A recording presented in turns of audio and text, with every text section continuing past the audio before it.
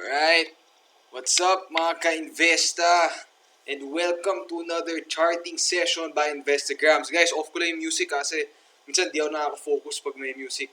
So, ganito lang muna tayo. So, una muna, before I begin, shout out sa mga nandun sa live namin yesterday, yung ako, yung mga special guest namin, yung mga macho dancer, sa si Boss Johnny. Spot nyo na lang. Kung di nyo pa napanood, dun sobrang nagulat din kami na sobrang ganda ng discussion. Hindi namin na-expect na 2 hours. Dapat ngayong mangyayari, di ba, conversations with traders yun. Yung, nakabukas pala yung OBS. yung mangyayari dapat doon, parang, teka, check ko lang kung nag-record para pag pinost namin sa YouTube. Okay, mic test. Okay, nag-record naman. Okay, para sure lang, papraning kasi ako minsan. Recording, okay. So, ang ganda ng discussion, di namin na-expect na magiging ganun kaganda. Parang yung plano lang, quick, round table, sagutan lang kami ng questions, tapos bigla na lang naging ganun. Naging sobrang ganda ng discussion, tapos dapat afternoon magkaka-chart session na kaming tatlo. Pero yun nga, baka maging magulo yun, mas okay na salita na lang kami. Tapos na yun, naging Q&A with the audience. Tapos yun, ganda lang. So kung di nyo napanood, 2 hours yun, spot nyo na lang. Pati ako, dami kong matutunan sa sagot ni Berio at ni JC. But for tonight, let's focus on the PSE. Maybe later, I'll include some global stocks siguro. And then, yun, let's begin. But before we move forward, let's talk about the index.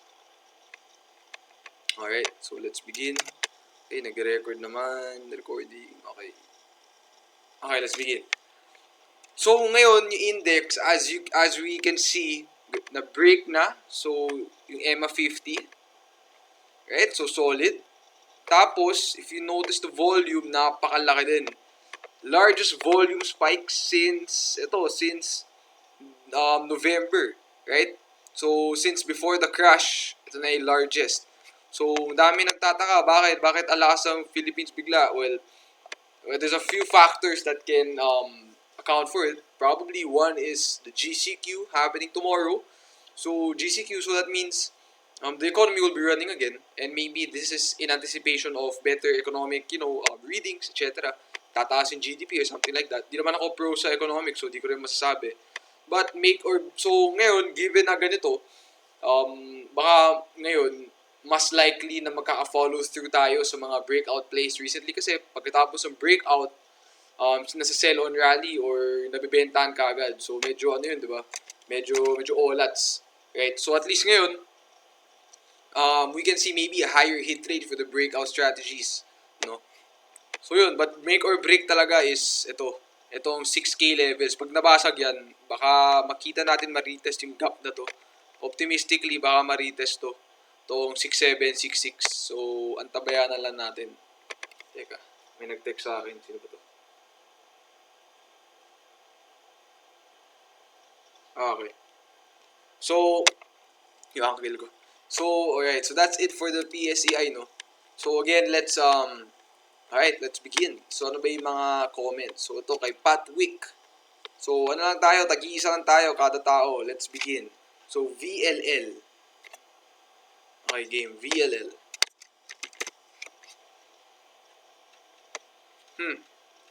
So, mukhang nag-report siya ng earnings. Kumusta yung earnings? So, up naman yung 2019. Pero first quarter, ewan ko lang. So, para sa akin, kung pipilitin mo si VLL talaga, aantayin mo kapag magbigay siya ng double bottom, right? So, nagbigay na siya ng quickie bounce dito. Kung mabilis kamay mo, 10% bounce din. But let's see, baka magbigay pa ng isa.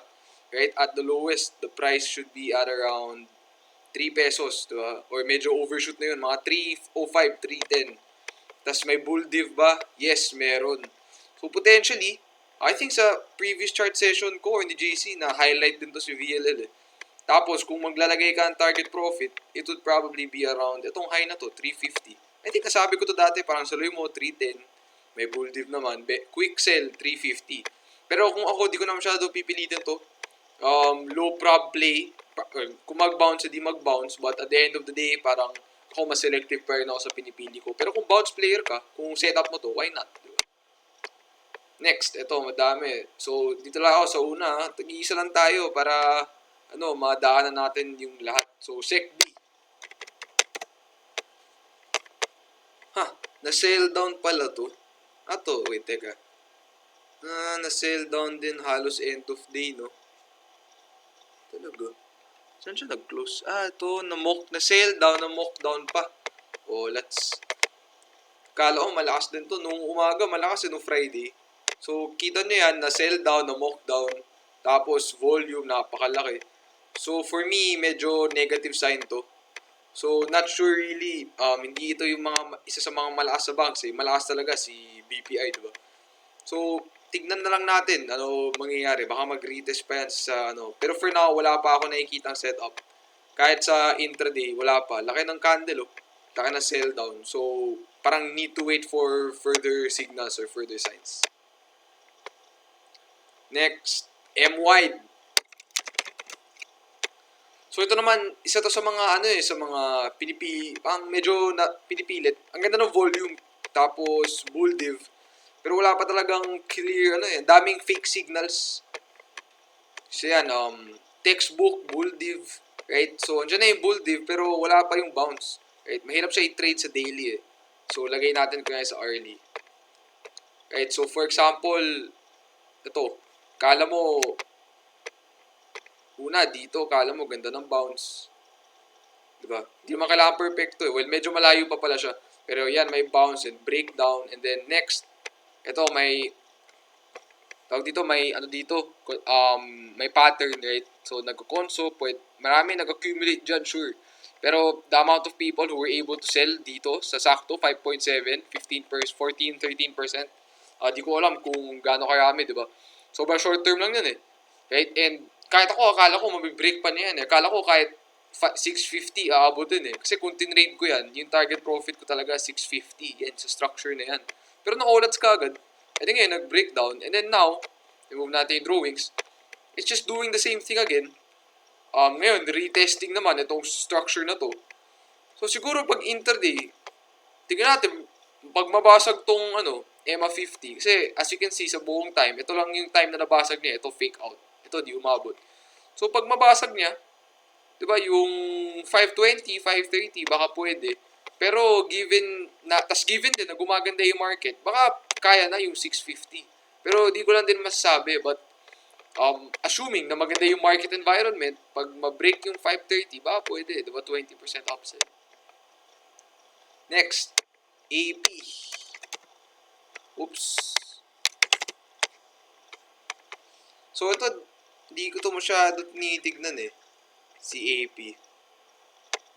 Kung tingin natin sa longer time frame, ganda pala na ito dati, oh. Ano ba nagaganap sa lower time frame? Parang wala din masyado, eh. Ay, higher time frame. Pero looking at it now, so earnings, kamusta? Earnings are down. Yan, na-break yung EMA 50, yung bands. And then, baka yung upside lang nito. Di ko alam kung pinapansin to masyado. Well, ganda ng volume, right? Immediate resistance would be 30 pesos. Tapos kung show further strength sa index, probably 32, 33. Pero, I mean, just a personal opinion, ako di ko to masyado tinitignan. So, I can't really say. But there's a setup, parang yan, triangle, or flag, or something, downtrend line, nabasag, diba? So, best buy talaga dito, if you were able to buy it, 26.70, 27. Tapos, take note lang, ano ba reaction niya sa 30 pesos? Tapos, ano reaction niya sa 32, 33, or 32.50? Palagay ko, sabi Dale, palagay ko 4 sila tonight. Hindi, ako lang ngayon. Next time, 4. Yung pang-4 sana, si Joanne. Ano lang, pilitin nyo lang. O, ito naman. New York Stock Exchange. Ano stock to? Nako, bro.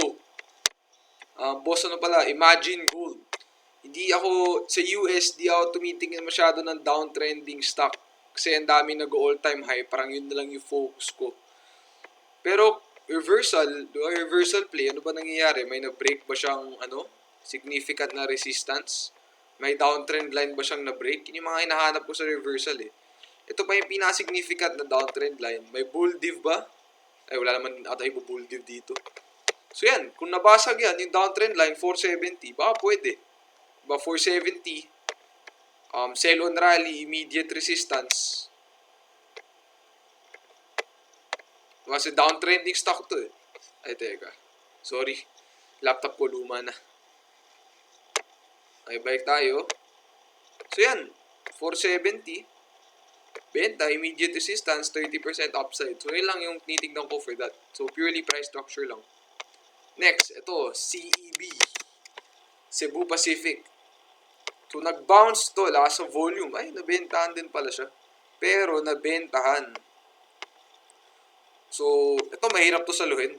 Para sa akin, yung tipong ganyan, nag-breakdown. Tapos, yes, for sure may bull div. Pero would you talaga bibili mo dyan dahil sa bull div?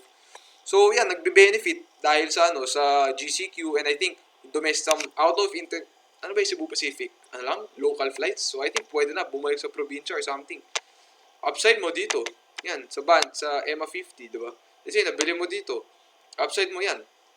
Well, looking at it, tingin ko ba abo dyan? Di ko rin masabi. Ang ganda ng volume. Tingin ko observe muna. Siguro intraday wait for a continuation pattern.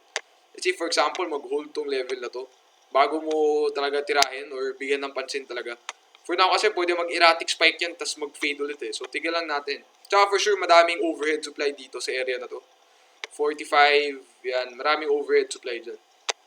So tigil natin. Wala pang clear signs to or anything. Except yung news nga na GCQ. Next, BDO. Ito interesting din. Actually. So na-mock up lang ba to? Tingnan natin yung 1 minute chart. Oo, na-mock up lang. Grabe, no? So, dapat, 12.45. So, nung 12.50, yan, from here, na-mock up yung price natin 3%. So, ganda. So, lakas. Di ko na-expect na ito magiging reaction, no, nung GCQ. Akala ko baka ma-sell on news yung index. Hindi pala. So, yan, basic breakdown trend line. Upcut. So, immediate sell point dito. Up. So, assuming lang, no, optimistic tayo, right? Volume, napakalaki. Mostly came end of day. Assuming na we're optimistic, right? Immediate, resistance, which would be around 115, doon ka na magbebenta. So, kung nakabili ka, breakdown trend line, right? Yan, 20% upside. Or pag bumili ka, end of day. Diba?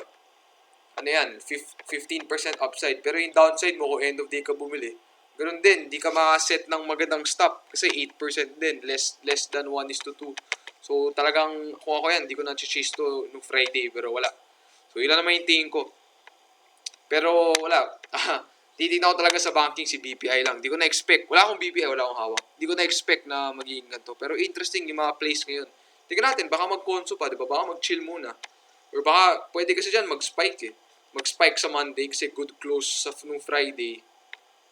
So, wait lang. So, parang dyan, spike, tapos baka mag-fade. Di ko rin masabi, pero tingnan natin. Ito, JFC. Ito yung nakakaiba dito. Yung index, ang lakas, pero tulad ni SECB, ito, sinalpak. So, down pa rin. Tapos, mostly because of, I think, yung earnings niya. Right? So, ngayon, nasaan siya ngayon? Nandito sa sa previous base resistance. So pwede nga tong parang na-retest, 'di ba? Pero yung problema ang heavy ng volume eh. I don't know if the strength of the index on tomorrow, if ever malakas, will be able to pull this up. If I were to trade this, aantayin ko to, babarating ko pa, aantayin ko sa 100. Kung magbigay pa siya dito. If nag-bounce na, edi congrats sa mga nakapakakuha ng bounce. Para sa akin, immediate sell point yan, 130. Kung nakuha mo sa 110, o yan, end of day mo nakuha, immediate benta yan, 130 para sa akin. But if pagbigay pa to ng 100, tingin ko, solid yun, 100. Psych levels. MPI. So si MPI, after nung news, right, that came out a few weeks ago, so ngayon nag-chill lang. Diba? So for me talaga, make or break pa rin yung 3 pesos. Actually guys, di ko lang alam. Ito ba yung stock na kumikita sa toll? Di ko rin alam eh. But kung mag-GCQ na, edi dapat mag-benefit to na mas marami nang dadaan sa Skyway or something. So kung ako yan, immediate take profit ko, kung sa breakout of 3 ako bibili, parang sell on rally na ako 350. So 16% upside on a laggard stock. Again, laggard to. Last of bounce yung iba, ito medyo mahina. So yan, immediate. So yan, new range lang na to yung trade ko. So buy 3, cut below 285 or something, tapos parang sell half at least 350, tapos sell all dito. Yan o, so may 385. So upside mo dyan, 26%. Pero optimistic na yan, optimistically speaking. That's for MPI. DNL. So, yung mga ganito, ina-avoid ko na to. Very similar to VLL. Parang antayin mo na lang yan na mag-double bottom. Bull div, double bottom. So, yun na naman tingin ko dito Tapos, kung babounce, parang 10-15% upside. Pero baka mahirapan. Diba? Benta ka agad, 450. So, yun tingin ko ay DLL. Yung mga ganito, DNL. Yung mga ganito, please, di ko na masyado at nitignan.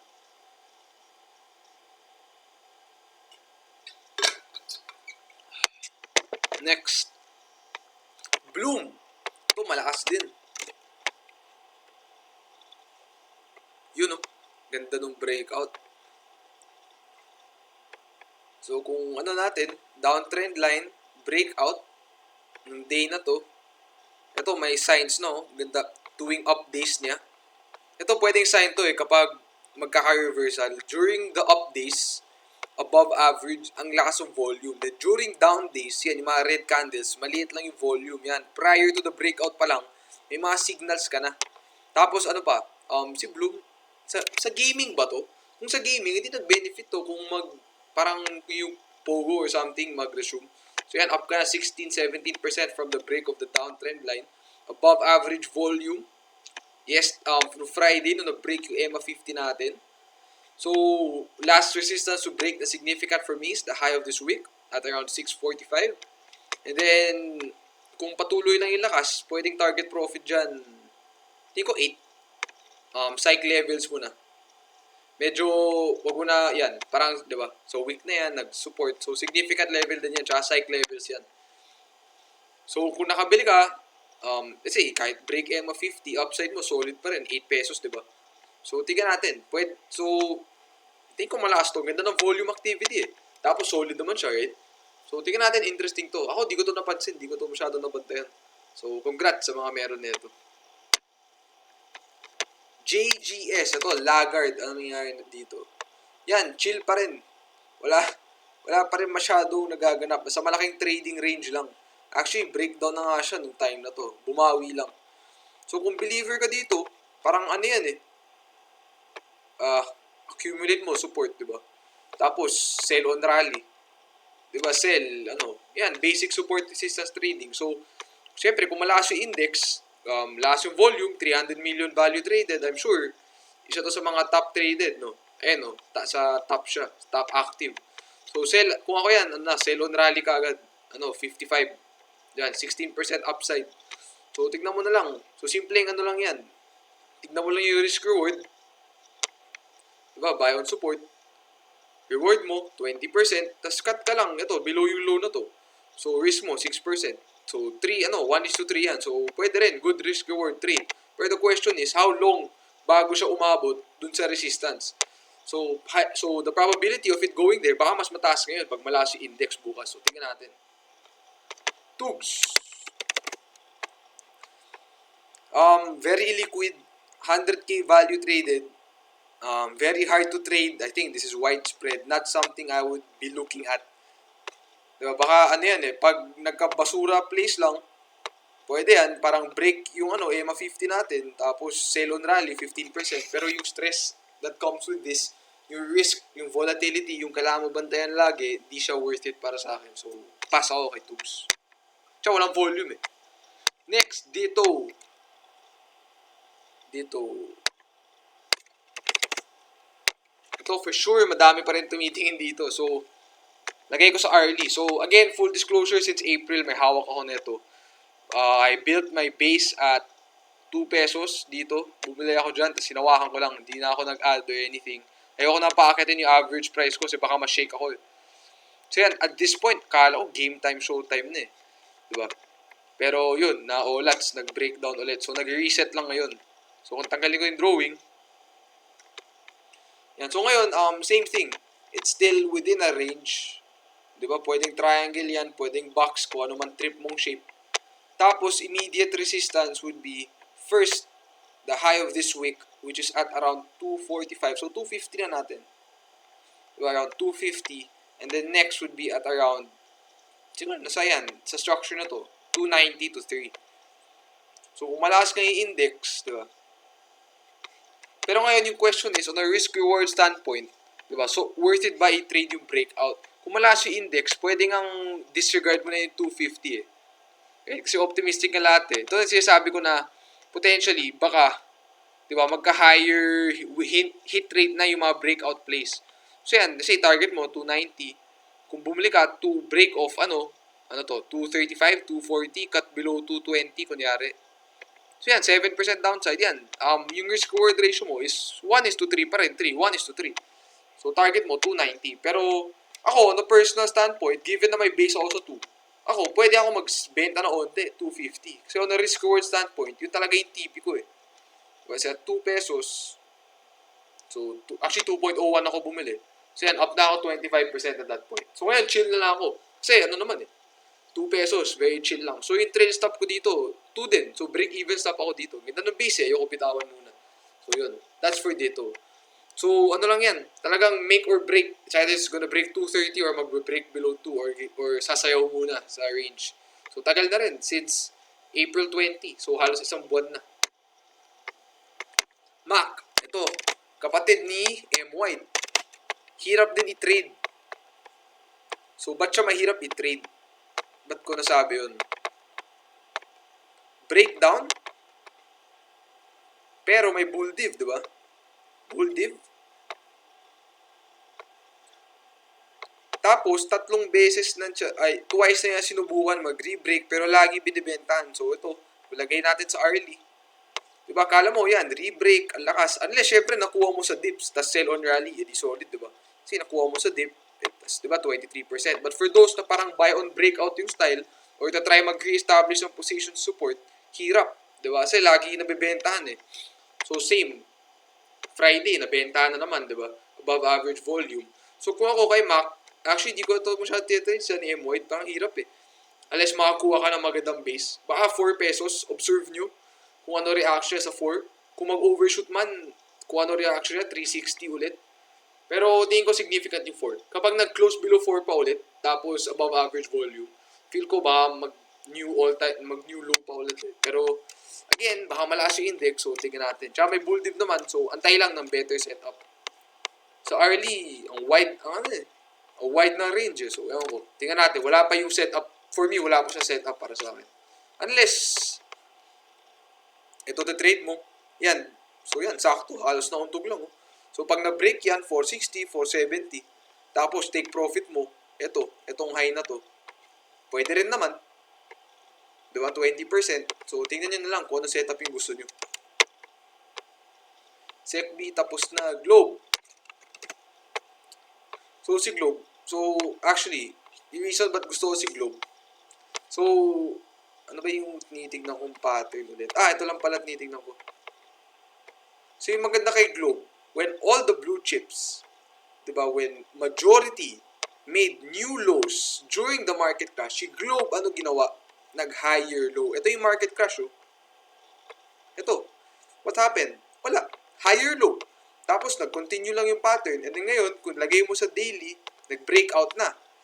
Diba, solid. And now, it is at nag-continuation pattern, nag-retest. Yung maganda dito, nag-retest to. Nag-retest sa EMA 50. Now, it needs to break 2-3.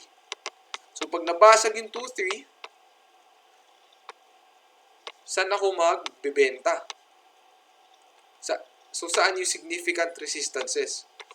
First, actually, for me, probably, so, yan, plot lang natin. Sorry, dami linya. 2.5. So, 9-10%. So, yan. Or baka mag-retest all-time high pag, kasi kunyari ganyan. Optimistic na lang yung mindset natin dito. Kasi, baka mag-run na yung economy dahil sa GCQ. Diba? So, ganda ng volume. Let's say lang, for example, diba? Break dyan. Pwedeng trim onte, 2.5, up ka 10%, and then trim ulit onte, 2.7, up ka 17%. Or pwede ka mag-buy back dito pag malakas, kasi all-time high na to eh. So, observe natin. Yung maganda dyan, tsaka kay Tel. Sige, lagay ko na yun si Tel. Ito, may position ako kay Tel. Full disclosure lang. Hindi sila nag-new low nung market crash, diba? So, yun solid para sa kanila. So, yan, may ano yan, hindi ko na-plot si Tel. Pero, yan, may downtrend line yan somewhere, tas parang ganyan. Sa malayo eh. Yan, may downtrend line yan, tapos nag-count pattern. Diba? Tapos nag-retest. So, ganda ng retest niya. Tapos yan, isa sa mga nag-gap up or na buy up nung Friday. So, saan ako bumili? Kung napanood nyo na, dito ako bumili sa candle na yan. Tapos holding pa ako ngayon. So, titignan ko lang ngayon, pag kaya niya ma-break yung 1.3, and then, yung target profit ko dito sa trading plan ko is 1.4. Sell a portion. So, upside ko dyan, yan, 18-20%. So, significant resistance din yan. Yan, oh, yung high na to. Dyan, magtitrim na ako ng onte. So, yun. That's for Globe and Tel. So, ATN. Wait lang. So, si ATN, ito, mukhang bottoming out. Pero again, illiquid, minsan widespread. Pero ngayon na baka high probability na yung mga breakout plays or baka tumaas na yung hit rate, baka pwede. Immediate take profit mo dyan, 0.65. Parang ano na. Sell on rally structure pa rin to para sa akin. Pero ako, di ko na ito pipilitin yung ganito. 13% upside, illiquid stock. Unless na lang nagbodega ka, nakabili ka, 0.51, 0.50, yun yung solid. Up ka na 13%, 15%. Benta mo na, 65%. Ay, 0.65. Tapos, 30% upside. So, yun lang for ATN. Observe natin, pag mabasag pa yung EMA 50 kung malakas bukas.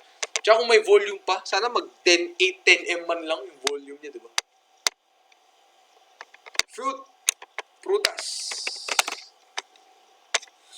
Fruit, parang pang olats, wala pa rin setup eh. Dito, nag-try mag something, pero no olats. Kung sasaluhin, tingin ko, ano to, parang saluhin mo na lang sa piso. Antayin mo na lang kung magbigay pa sa piso. 105 or baratin mo piso, di ba? Yun lang yung tingin ko ay fruit. Wala akong masyado nakikitang setup. Siguro intraday, baka may something. Di ba? Kung pipilitin mo mag-downtrend line. Di ba? Pero for me, waiting for better setup ako sa daily. If ever magiging interesting ulit si fruit.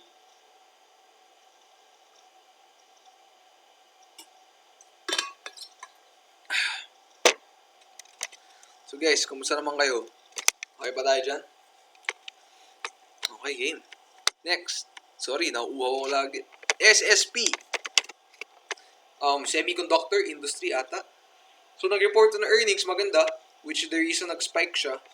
Pero ngayon, very volatile. The range is very wide. Diba yung range niya is 25% range. So, kung ganito, parang tas kung tinrade mo yung breakout, nasan yung resistances? Number 1, you have one at 155 and then you have another one at around 175 too. So if you were to trade that, upside mo 10-11%, tapos sell half, tas isa 27%. So ako, di ko masyado trip to kasi masyadong malawak yung range. Unless magbigay siya ulit sa near piso levels or 110, unless magbigay siya ulit dito, hindi ko siya masyado pipilitin i-buy on breakout.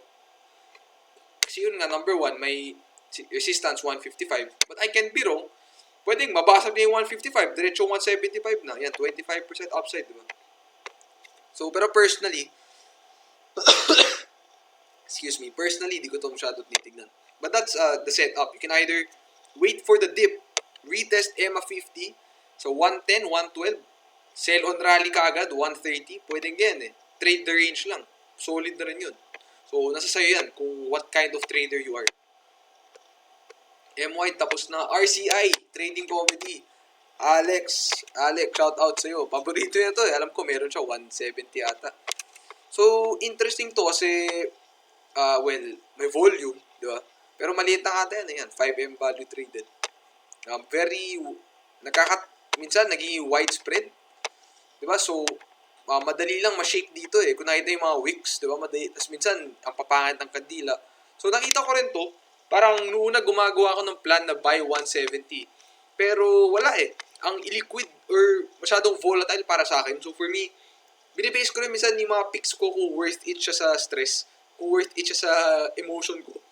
Na ayoko kasi yung nagkaka-emotional roller coaster sa trading na ganito, yan, may mga daming wicks, etc. Gusto ko pag nakapag-trade ako, hindi na ganoon ka volatile. So, yung mas chill lang na approach. So, for me, di ko to tinrade. But, if you were able to buy it at 170, yung take profit ko dito was, I think, 190. Tingin ko ba mag-overshoot siya ng 2? Nung time na pinaplan ko, hindi. So, parang quick range trade lang, 12% upside. Pero kung malakas, tignan mo na lang ano reaction sa 2 pesos. Yan, significant resistance yan. Pwede ka magbenta dyan. 15-16% upside. So, yun. But for now, yung mahalaga, hindi siya mag-close below 170. Once it close below 170, tingin ko olats. Ani. So, si Ani, kala ko solid din, no? Nag-break na to. Kala ko game time, showtime na, hindi pala. Tapos ngayon, medyo na deads ulit. Hindi ko ito masyado tinitingnan after na deads dito. So, pwede mong... Oh, what? Oh, guys. Teka, pumasok yung kapatid ko. What? What do you want? You want to say hi? O, sige, come here. Guys, kung napapanood niyo yung vlog ko, kilala niyo to si Kyle. Kyle, say hi to everybody. Hi. Yung kapatid ko, 8 years ang age gap namin. He's 12 years ang age gap namin. He's 8 years old. So, yan. So, what do you want to say to all the people? If you're all watching this, make sure to subscribe to Investagrams. Uy! Thank you. Subscribe daw kayo sa Investa. Ano ba? And don't forget to like it. Oh, thanks. So, yan. Pinapanood niya lagi yung mga live ko. And kung napapanood niyo yung vlog yun, nakikita niyo siya doon lagi. So, what else do you want to say? To say, What? to say whoever's watching me, now you know me. Okay, say hi na lang to everyone watching. Say hi. Hi, everyone watching. Okay, so what are you gonna do now? I'm going to go over there. Bye-bye. Bye-bye. So yan guys, kapatid ko si Kyle. So, game, continue natin. Sige, you can stay. Sige, dyan lang sa kama ko. Wear your headset ha. Okay. So, for Annie, siguro kung since malapit na siya, tingnan mo kung mag-retest siya ng support levels dito. 6.20, 6 pesos. So, ano na lang yan mag-down pa siya another 10%. So, yun lang. So, ano yan, nasa trading range siya Right? So, as you can see, trading range. Kung buy on support, sell on resistance, diba, solid, or sell at 8, solid na rin. Or you can wait kapag ma-break niya, diba, yung 850 ulit. Tapos, target mo dyan, nasa mga 10 psych levels. So, tignan nyo na lang kung binabantayan nyo to. Pero for me, wala pang clear direction, diba, nasa gitna lang siya ng range. Pag ganyan, hindi ko masyado tinitignan I want to see if, okay, how will it react at support? How will it react at resistance? But at this point, wala pa ako nakikitang setup. RRH, blue chip ba to? So, malakas din to Diba, nag-continue lang yung bounce. Pero, baka nag-overshoot na siya Medyo mahirap, wala ako masyado nakikitang setup. Teka. Okay, tingnan natin, may downtrend line ba na pwede basagin? Meron naman. So, gusto mo confirmation talaga. Tignan mo kung mabasag yung 74. Or, 74, 75. Tapos immediate take profit mo. Again, lahat ng ginagawa ko pag blue chip optimistic yung yung mindset ko. Assuming na baka mag-recover yung index dahil sa GCQ or whatever. Di ko alam, nalagi ko nakikita sa comments yung MSCI something, rebalance, di ko alam kung ano yun. So yan, 75, target mo 90. So again, optimistic lang, 'di ba? Or kung mag-retest man lang. Or kapag mag-retest siya dito sa levels na to, 65, 63, or sorry, dito sa EMA 50, pwede ring buy on dips. So, depends on what kind of trader you are. Pero kung yun confirmation trader, breakout trader, antayin nyo yung break ng downtrend line na yan. Right, next. Green. To. Missed trade of the century. Hindi naman. Pero sayang to, lakas So, yung original trade plan ko talaga dito was, dito pa lang sa piso, tinitignan ko na pero di ako makapag-execute, nakakainis. Kasi parang alanganin, every time na umaangat siya, or every time nagkaka-red candles, di ba yan, nagkaka-wicks, so nagkaka-dips. Pero all the time, that's during moments na, yung pangit yung index. So, pero yan, ito parang laki ng dip, kala ko ma-olats na, yung pala, hindi, na-break yung piso, daming count patterns ito. Ito talaga yung DNA nito, mag-count pattern. Wala ako na-execute dyan kahit isa. Tapos finally, sa daily, Meron ng continuation pattern. Pero, di ko naman, ito yung tinitignan ko eh. Yung ganyan. Solid sana pag na-spot ko na lang yung pang pennant o yung pang flag na triangle. Laso breakout kahit end of day bumili. Pero yung nasa plan ko talaga, sige sabi ko, 135 naman plano ko break off the box, di ba? Ngayon yung problema, umaga pa lang nag-gap up na 135. Yung rules ko for myself is, I will never, o di man never, but in this environment, I will not trade the first 15 minutes. Di na ako napagbigyan. May mga retest. Nung nag-retest siya, akala ko alanganin yung index, so akala ko, GG na rin to. So again, instead of listening to price, I listen to my opinions, and then yun, na-miss out ko na. So instead of buying sana 136, 135, up sana ako almost 20%, wala akong hawak. Tapos yung target profit ko dyan talaga was 170. Diyan, 170. So 25% sana, pero wala olat. So ngayon, tignan nyo na lang. Kung mabasag yung 170, kaya ba niyang, ito, 190 area, yan na yung next significant. So congrats. Kung wala ka pang hawak nito, para sa akin, huwag na pilitin. Wala pang setup eh. Intraday wise, lakas lang eh. Diba? Ito, yan, mga retest, diba? So wala na. So wait na lang for another continuation pattern kung meron. Ideally, similar to dito to eh. Ang ganda. Bad trip talaga kung na-miss out mo, pero ang dami pa rin. There's always gonna be opportunities, whether here or sa global. So, antay na lang. So, sa mga wala nito, chill lang. Antay lang next setup. Sa mga meron, congrats sa inyo, mga sir, mga ma'am, sir. Alright, tapos na. Metrobank. Sige, daanan ko na lahat ng banking. So, ano ba yung mga leader sa banking? Andun si BDO, Lakas, tapos si BPI. Tingnan natin. Pero to, parang retesting. Diba? Parang breakdown retest. Breakdown retest, baka tumuloy or baka mag-spike hanggang dito kung malakas yung index, di ba? Upside mo 10%. Ay sa akin, doon ka na sa leader eh. Let's look at, ito wala, olats talaga. All-time low ata to eh. So I think I don't have to discuss this so much. All-time low on above average volume on a day that the index was good. Pass na ako dyan. PNB. Ito, yan, technically, parang nag-higher low. Diba? So, tignan mo rin kung mabasag yung EMA 50. So, yun lang masabi ko dyan. Tapos, say, RCB. Ano ba itsura nito? Wala, illiquid pa rin. Tapos, puntahan ko na si BPI. So, BPI, okay, check ko lang yung record guys every now and then kasi minsan nagka-crash eh. So, para lang avoid crash. So, plano ko rin talaga dito by 65. Di ko na nagawa. Tapos, target ko would be 74, tapos 80. Pero nung Friday, promise, di ko talaga na-expect. So, natuwa ako, may tela ko na buy up. Pero, di ko na-expect na yun yung magiging reaction sa GCQ. So, di ako prepared. Actually, nung time na to, kumakain na ako lunch. Tapos, bumalik na lang ako, tingnan mo naman yung bid versus sa ask ko, 99% yung bull bear. So, ito talaga yung leader para sa akin sa banking industry. So congrats sa mga nakakuha sa dip. Congrats sa mga nakabuy on breakout. Initial TP ko dyan, 74, 75, tapos 80. So, congrats sa inyo. Ganda. Baka mag-gap up pa to sa Monday. Or bukas. So, congrats sa mga meron. Grabe, Sir Justin Bieber. Daya naman nito. Mamaya, tag-iisa lang tayo, sir. Pero yan, may mga nag-comment din na, eto, tapos na si PNB, RRHI, tapos na si PAL. Mamaya, meron nag-comment sa ilalim.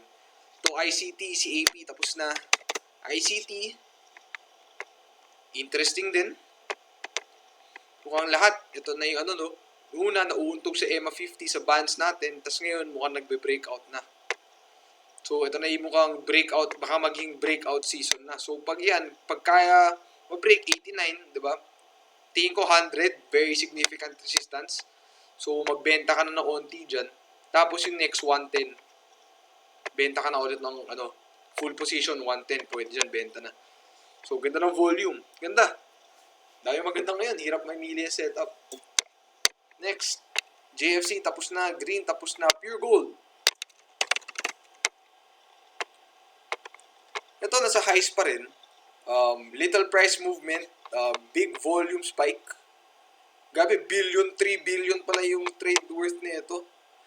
Pero kung tignan nyo siya, ano yung tsura ng pattern, mukha na siyang inverse head and shoulders. So, di ko ito complicate. Kapag nag-close below, 44 olats na. sorry. Kapag kaya ma-rebreak itong 48, may chance. Kung gusto mo talagang break na break, kailangan 50. Pero kung ako yan, tingin ko lang dito, overshoot lang, di ba? So, titignan ko pa rin yung 48. Kung mabasag yung 48, edi solid pwede, di ba? So, yun lang. Tingin ko pa kay Pure Gold. Then, tapos na IDC. So, yan. Yung sasabi ko dati na yung hit rate ng breakouts, parang aliit lang. Kasi kung hindi ka makapagbenta ka agad, kasi nabili mo to, so yan, may trading range, di ba? Ay, sorry, mali. So, pag hindi mo to nabili, below 2, ako nabili ko to 190. Talagang, I'm sure a lot of you know the story kung napanood nyo. Target profit ko, yan, EMA 50. So, lagi nauuntog sa EMA 50. Di ba? Tapos, kung pinilit mo bilhin, break EMA 50 intraday, wala. Sasalpakin ka lang. So, yun yung DNA ng market dati. Yun yung market theme. So, ngayon, IDC, wala pang clear direction. Again, it's in the middle of the range. So, wala pa akong plano for this. So, dalawa lang yan. If you're a support buyer, you can wait for it to dip towards 150 levels. Yung maganda dyan, pwede ka mag-tight cut below 140. Kaya yan yung cut mo. Kung 150 ka bumili. Tapos, so, downside mo dyan, ay, lalim pala. So, yan, 7-8%. Tapos, yan, immediate take profit mo would be siguro half of the range, 180 kung nabili mo support, di ba? Pero kung breakout buyer ka, yan, confluence na yung 210, di ba? Yung structure resistance, structure support sa EMA 50 natin. So, pag mabasag yan, potentially, baka magano yan, 290. So, break 210, sell 290 yan. Pwede yan, optimistic ulit na point of view. Guys, subarin ko na muna to, teka. Sakit na sa ulo. Okay, next. Naka 1 hour na ba tayo? Lapit na. Okay, teka, ang gulo ng buhok ko. Teka. Ayusin muna natin. Sige, okay na yan. Next, Bloom video. Tapos na, Shell PH. So, si Shell, wala olats talaga. Similar siya kay Metrobank. Parang nag-breakdown, heavy volumes. Ngayon, nag-retest. So, yung clear side, so may bull div ba? Meron. So, kinda similar to MAC and M-White. So, tignan natin. Kung mahilig ka sa mga bear trap, sa mga undercut, pwedeng buy dyan yung break above 18 ulit eh. Pwedeng initial yan. Tapos, sell on rally mo kapag dito, yung 19 na area. Tingin ko baka, or kung breakout, kung pipilitin mo ang bantayan to, diba? Antayin mo na yung breakout, pwede rin dyan sa EMA 50, diba? Wait for confirmation na. Tapos yung target profit mo dyan would be at around 22. Diba? Upside mo yan, 12%. Maliit lang talaga. Unless, bili mo 18, tas kung tingin mo mabasag yan, sell ka onte, tas sell half ulit, 22. Pero ako, di ko masyado tinitignan si Shell PH. Breakdown eh. So ngayon, retesting. Wala pang clear signs na successful undercut eh. So let's see lang. Ayala. So, isa pa tong malakas. Grabe. Hirap talaga pag may opinion ka eh. Dito nakita ko na to eh. Below EMA 50, hovering. Ayaw mag-breakdown. Hindi ko binili. Man, may retest pang binigay dito. Yan, 17%.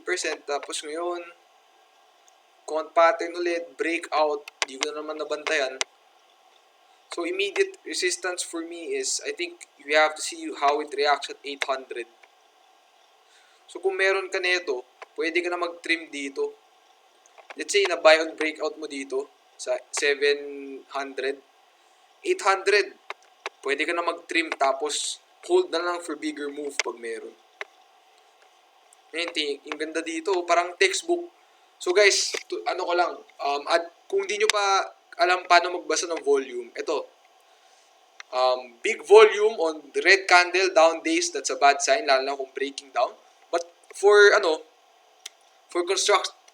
constructive volume activity, the best is kapag nagbe-base siya, ganito, nagko-conso, if you notice, the volume, nagda-dry up siya or it's below average.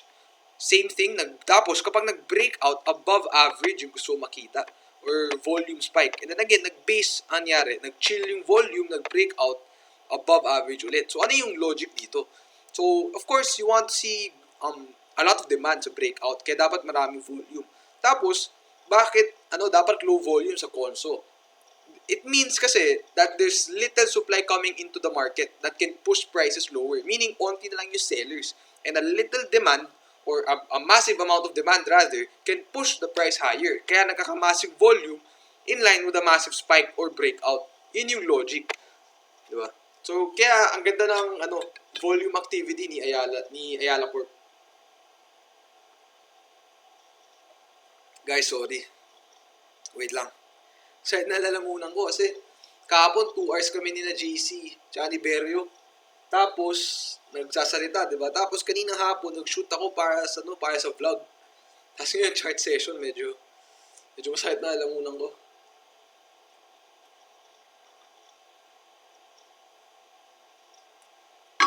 Pero patuloy lang kasi mahal natin yung community. Game. Next. Pwede lahat ng stocks. Kung kaya sana pero hindi kaya. Next. Sige, FB. Ito maganda din. So, very similar. The same concept. You see a conso. Right? You see below average volume. Tapos you see a spike in volume on a green day. Potential signs of accumulation. You see another consolidation above EMA 50. So, yung all-outs lang is nagka-big sell down day. Pero mukhang bumawi naman. Right? And ngayon, tignan na lang natin kung mabasag ba yung 65. Or kung mamigay pa sa 60. Dalawa lang ulit yan. Tapos, resistance dyan would be 77. Optimistic yan Optimistic. Pero may magkaka-resistance din yan dito sa 70. So, kailangan bantayan mo yung levels yan. Pwede ka mag-trim kung trip mo. Or pwede ka mag-add dyan kung confident ka. Or pwedeng observe lang kung what will happen. Pwede naman mag-mountog.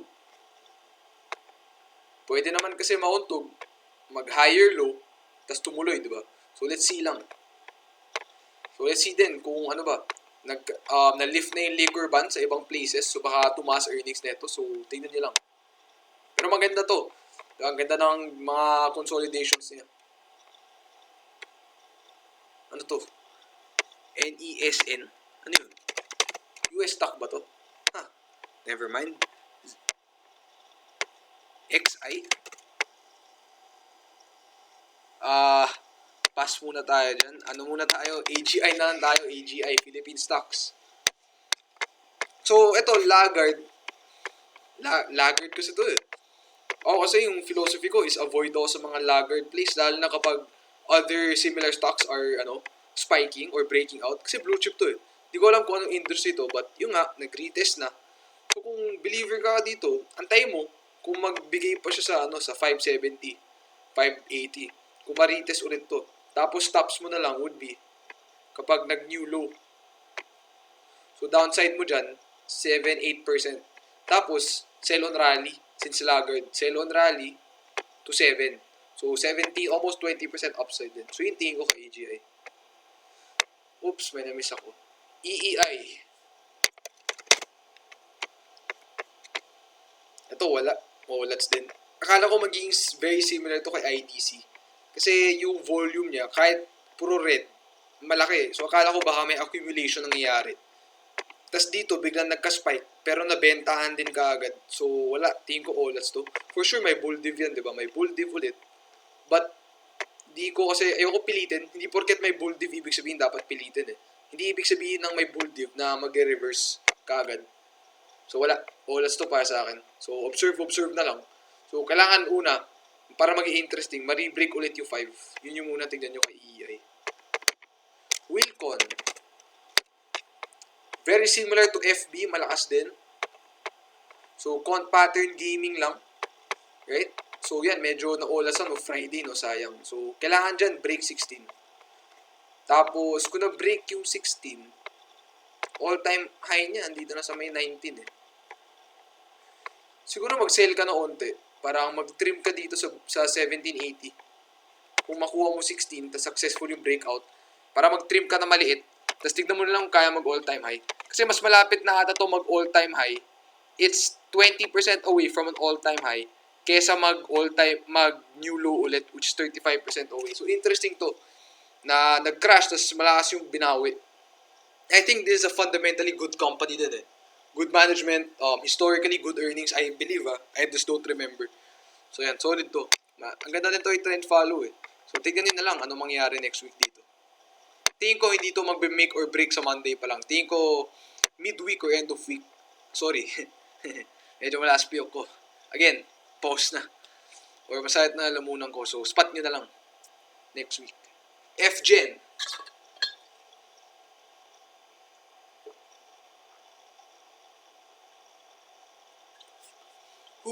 Okay. Guys, by the way pala, before I continue, plug ko na lang. Plug ko na yung Investa Pro League. Diba? So, magkaka-Investa Pro League. So, sa mga di pa alam, it's a competition. Para siya yung ano namin dati, yung Investa Trading League. Pero dati lalo yung premium nun, parang sa top 1, 3K, top 2, 2K, 1K sa top 3. Ngayon, 50K in prizes. So, sa top 1, 25K. Tapos sa top 2, 15K, top 3, 10K. Tapos ito yung, yung competition passes. So, maliit lang yung bayad. 299 tsaka 399. Tapos kung tignan nyo kasi yung monthly niyan, ano yan eh? At tignan nyo yung caption, magkano yung kanin? Diba? Extra rice, 30 pesos, diba? Tapos, sa Investa, sa 30 pesos, nakasali ka sa competition, tapos may chance to win 50K. Bakit? Kasi yung Investa Pro, alam ko monthly niyan, 270. Tapos yung Investa Prime Basic, yung monthly niyan, sa 350 or something. So, parang nag-add ka lang, para ka lang nag-subscribe sa 1-month subscription, tapos nag-add ka ng pang-extra rice, nakasali ka sa competition. Tapos, may chance ka pa to win, diba? Almost 50K in prizes. So, solid na siya. Tapos yung risk reward mo dito, kung nakita yung post namin a few days ago, parang 1:62.5 kapag na first place mo. Yung 400 pesos mo, gawin mo 25K pag nanalo ka, diba? So, solid. So, yun naman. So, walang pilitan. Pero, if you want to test out your skills, especially ngayon, gumaganda yung market, diba? Kung mapatuloy yung last to market, if you want to test out your skills, this is the avenue, diba? Compete with fellow traders, access to, to our features. Tas 1-month competition to. Dati yung maliliit na competitions, maliit yung price, 2-week time frame, walang features. Ito may feature, 1-month time frame, tas may malaking prize pool. So, yan, check nyo na lang. Let's go back to the charts. Saan ba tayo?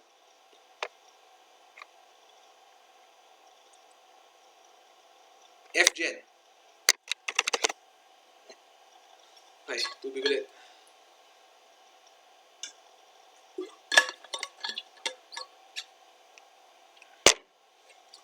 So, if you look at FGen, ano na to parang sell on news na, tingin ko. Kasi, di ba, parang nagka-tender offer, may acquisition ata from a foreign company. So, usually, pag ganun kasi, sell on news na So, kapag nakakuha ka dyan, di ba, di solid, up ka, di ba?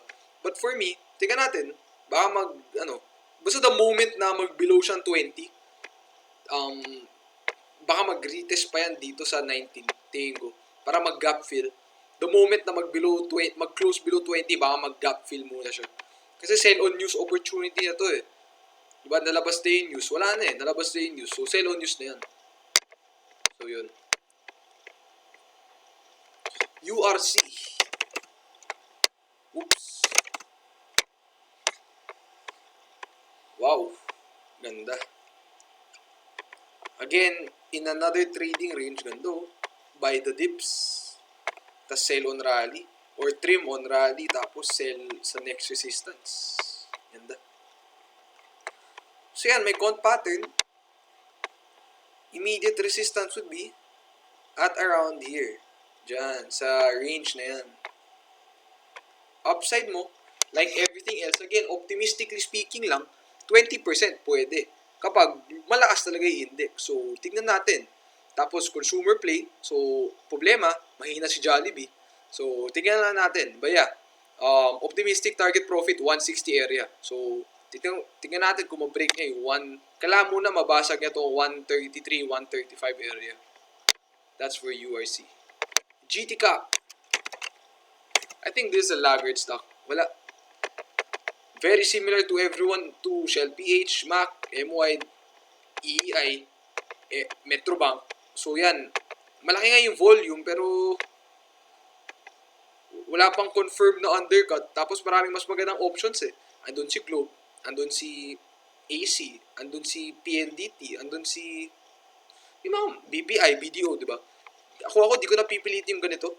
Even if tumuloy nga 15% upside, baka pagka 15% upside nito si BPI umangat lalo, si Globe umangat lalo, si BDO umangat lalo, di ba? Pero yung nga, if you were, kung gusto mo talaga to i-trade, ito yung parang kung intraday mo, yan, may bottoming out pattern, mag-break niya yung EMA50 intraday, tapos ibenta mo na lang sa EMA50 sa daily. 15 yan. Almost 17-15% upside din. So that's for GT Cap. Vita Rich. Ito na naging interesting dahil sa volume. So potentially baka may something. So ito na tinitingnan kong pattern dyan. Very straightforward. Parang triangle pennant flag ko naman tawag dyan. Yan. And then kung mabasag niya yung 0.82, immediate take profit for me would be 94.95. So sell on rally structure. So 15% upside. Or pwedeng ano yan eh, pwedeng baka mag-overshoot tas mauntog din sa piso. So depende na lang yan sa strength ng market tsaka sa demand para sa stock. MAH. Ito interesting na to. Kasi again, 3 pesos inaantay natin dito eh. Tas ngayon, medyo wide yung range, no? Lawak ng range eh. But now, again, it's a cup with handle.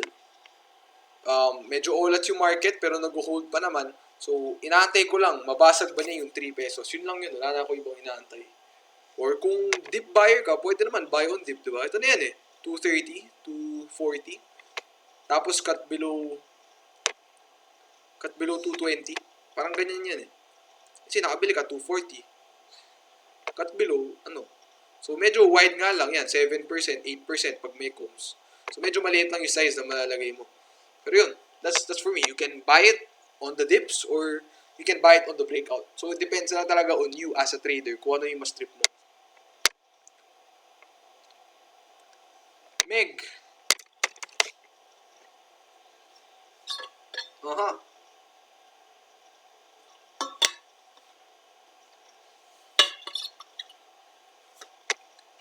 So, si Meg, kamukha niya si Bloom. Right? So, yung break EMA 50, volume, very nice, above average. So, best buy here would be 280, right? Pero kung na-miss out mo, kung malakas to, mababasag na dapat yung 3. Tapos kung nabasag yung 3, potentially, baka dito na sa range na to, pwede ka na mag-trim dyan, 350 area. So, yun lang titignan ko dito. Mabasag yung 3, momentum, 350, yan, 16-17% upside. So, tingnan natin. Pero, property sector, malakas ba? Babalik na yung offices. Not sure kung tumigil magbayad na rent. Not sure if a lot of people binenta yung lease nila or tinigilan. I'm not sure, no? Pero tingnan natin. Price action pa rin talaga yung king eh. Tsaka, nagka-volume dry up, tapos nagka-volume spike. So, tingnan natin. Guys, so basahit na nalamunan ko. So, last 5 stocks na muna tayo. Kasi gusto ko na yung magpahinga.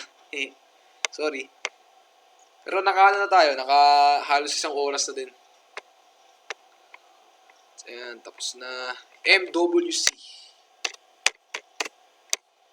So, sorry, di ko madaanan kasing dami nung si JC ata kung mag-chart session. Parang 50 stocks eh. Ako, kung may nagbilang, post nyo naman kung nakailan ako. Di ko alam eh. Siguro naka 30 stocks ako or baka naka 50 rin ako. Hindi ko yun masabi. So anyway, MWC, initial spike driven by news. So natapos na yung kung ano mang surge yun. Right now, if gusto mo talaga pilitin si MWC, I think you can buy it at support, right? 1050 area, or you wait for the break of the downtrend line, and then immediate resistance would be 14 pesos. Parang ganyan. So, magdedepende lang yun sa'yo anong klaseng trader ka ulit. If you want to buy on support or if you want to buy on resistance. Pero, wala na atang interesting masyado kay MWC eh. So, spot nyo na lang kung ano yung trip nyo gawin. Yan, tapos na yan lahat. Pal! Sige, di ko to i-count sa last 5 kasi medyo illiquid naman to eh. So yan, mag-resume. Very illiquid kasi to eh. And regardless, kung nag-spike nga siya, ano ba yung DNA nito every time? Spike, salpak. Spike, salpak. Pass ako dito. Baka, pwede nga, baka mag-quick spike to 6 to 8 pesos, ganyan. Tapos the next day, malaking red candle. So, yun yung risk mo dyan eh. Sa mga ganitong plays. Tsaka very erratic to, very volatile. Okay, AEV. Wala, medyo laggard din. Pero ang ganda nung initial bounce yan, no? After nung crash. Isa sa mga malakas to. I'm not sure kung marami ba nakasabay nito. Walang pahingang binigay eh. Kung sa early, yan, may mga maliliit na count pattern. Kung 15 minutes mo, baka meron. Looking at it sa daily, parang ito yung count pattern yan eh. Wala, tingin ko, well, yeah, may setup, pero yung mga ganito, tingin ko may better setup pa sa mga ibang place eh. So yan, kaya mabasag ulit yung 45, yun ulit, 20% lagi. Pero tingin ko, kailangan mo sa i-assess eh. Ano ba yung mas maganda setup? Ano ba yung mas high probability? Ano ba yung mas maraming indicators? Kung ano man indicators mo nag-confluence? Ano bang klaseng trader ka? Diba? Ako, yung mga ganito setup, di ko type. So, di ko siya trade. Regardless if mag-breakout, di ko siya type eh. So, and marami naman nag-setup na maganda ngayon. Si Bloom, kanina si Meg. Ang ganda. Yung mga ganyan setup, trip ko yan eh. Pero, yun. Pass ako kay AEV. So, depends naman sa'yo. Sa gitna pa siya na range eh. Wala pang true direction. So, tingnan nyo na lang. Okay, last 3. Tapos na yan lahat. Web. So, si Web, wala to, olats to para sa akin. Breakdown below structure support. Ngayon, retesting ulit. So, yan. Yung style kasi niyan, pwedeng, kasi kapag breakout guys, di ba? For example, may stock. Nandyan. For example lang. Nagkukonso, nag-breakout. Minsan, nag-retest bago umangat, di ba? Ganun din yan sa downtrend. Pagka-breakdown, pwedeng mag-retest yan, pwedeng mag-overshoot na onte bago mag-further downside. So for me, di ko na alam kung anong catalyst pa ni Web. Diba, na-account na dito yung na-price in na yung mag-resume yung Pogo or something. Tapos ngayon, wala. Olats na. So yun. Tapos tech.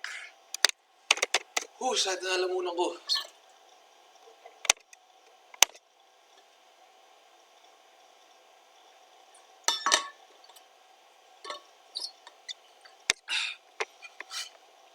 Tech retesting the high of the previous base. So, kung dip buyer ka, baka pwede. What's important now is, hindi siya mag-below 7. So, the moment na mag-below 7 siya, baka mag-650 pa yan or lower. So, yun lang naman. Tapos, sell on rally structure, baka 850. Kung mabait yung market. Kung mag-accumulate ka dyan, sell agad 850 to 9. Pero yung pinaka-mahigpit na resistance dito, talagang 10 pesos. So, yun lang naman. So, retesting, tingnan natin kung mag-hold. Kung lagay mo sa intraday, kung maghanap ka na setup, plot mo lang yung downtrend line, tapos tingnan mo kung saan siya magbe-breakout for confirmation. So, confluence lang, EMA 50. So, kung ma-break yung 790, re-break 8, confirmation buy yun. Pero, tingin ko, kapag nag-bounce sa 7, good opportunity na to sell yung 850 eh. So, mas lean towards buying it near 7. Pero, would I buy it near 7? Ako personally, hindi. Kasi feel ko mas maraming malakas na issues. So, yun.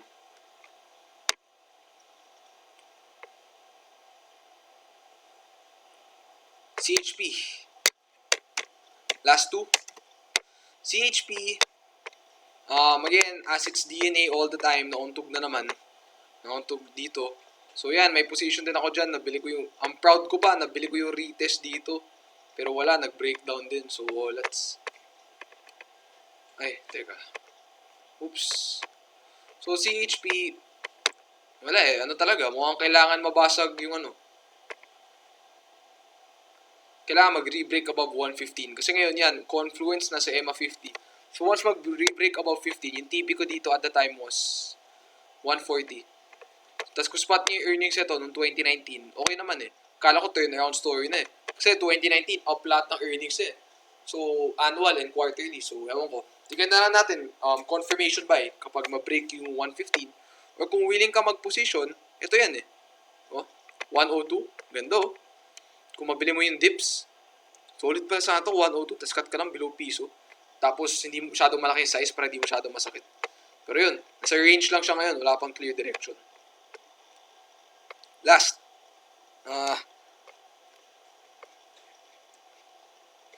Ano ba? Ano ba interesting? Sige. Magiging fair na lang ako. Ano ba yung nahuli? Holcim. Di ko trip to masyado. Na bad news siya eh. Di natuloy yung acquisition. So, ewan ko. Baka may conso play. Tapos baka magka-spike. Di ko alam kung yung spike pwede bang umabot ng 10. Di ko rin masabi. Baka 9. Diba? 950. So, tignan na lang. Dalawa lang yan eh. Pwede ka mag-position play. Accumulate ka na ngayon. Wait for confirmation. Breakout 8. Or mag-below, 750. Yun lang naman yun eh. Tapos, ano ba interesting? Halos yun na rin. Nadaanan ko na yung lahat. Oh, of course, si SM. Wala nag-comment. Pakita ko na yun. Si SM yan. Ito ata yung nagbuhat eh. Nung Friday. Si SM. So, GCQ ba? Baka magbayad na ng rent yung mga